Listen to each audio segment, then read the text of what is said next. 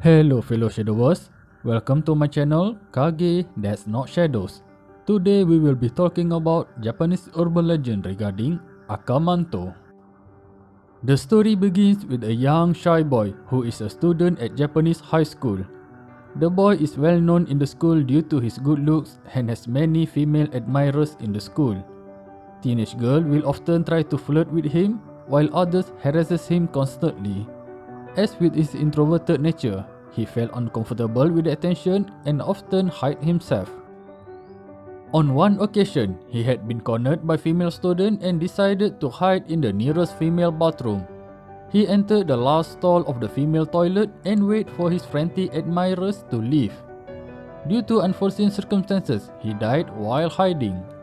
After his death, Akamanto returned as a malicious spirit and promised a brutal death to anyone who entered the last stall of the female bathroom as a form of punishment for the harassment he faces when alive.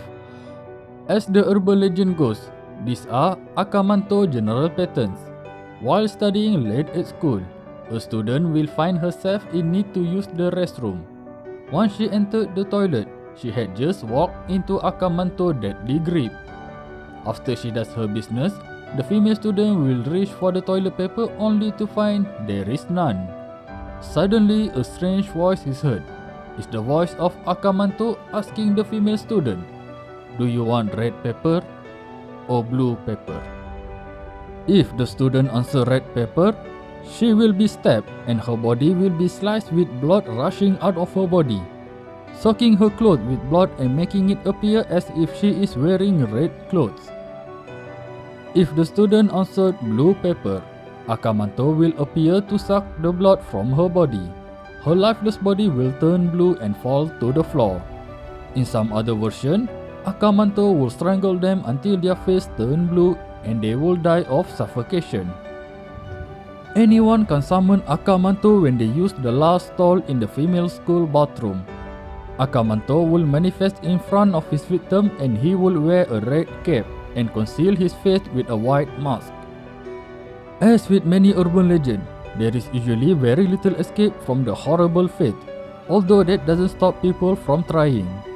Clever students who bring extra toilet paper discover that it vanishes before they are able to use it, and still find themselves having to answer to Akamanto.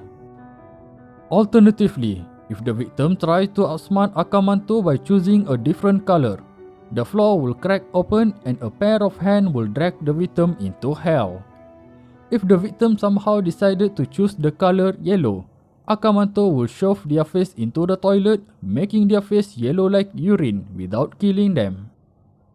According to some version, ignoring the spirit or replying not wanting or preferred either kind of pepper is said to make the spirit go away.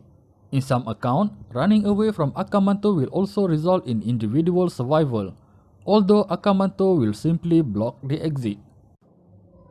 In less terrifying version, the colors are red or white instead of blue.